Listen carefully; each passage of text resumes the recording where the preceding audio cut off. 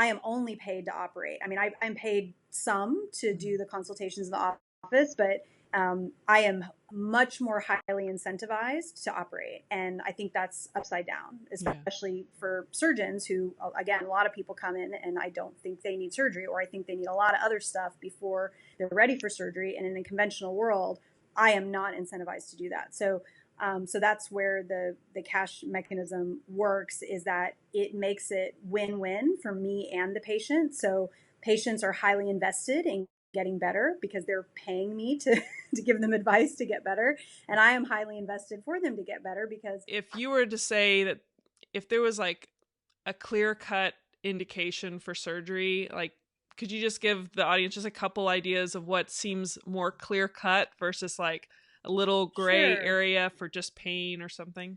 Sure. So in neurosurgery specifically, clear cut indications for surgery are neurologic deficit, so a weakness in a muscle group or an entire arm or leg, a clear neurologic deficit like inability to go to the bathroom, very severe things that you would go to the ER for, obviously, the more severe that they are.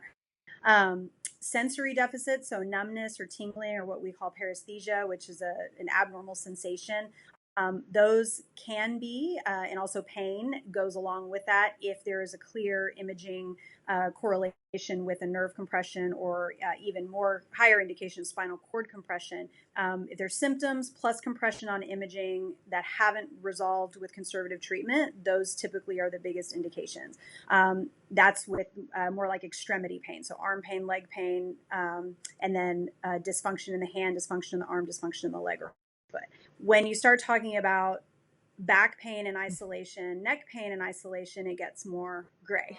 Two people today that have been told they needed fusions for back pain, Yeah. and absolutely, one of them I referred for acupuncture, nutrition, and psychology, because she's major trauma in her past, and the other one didn't like what I said and wanted another opinion. But I mean, it's every single day. And I hate to see it when people don't have a clear indication and they come out of it with worse pain and more frustration. So, people get mad because they're like, you're a surgeon. Why wouldn't you want to work on me? And to me, what's powerful is when a surgeon who could make money off you says, you know what? I don't think this is good.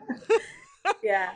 Well, and I think too, I had a patient ask me recently why it's similar to the question you asked of why I did this. And one of the things I told them, this couple, was that I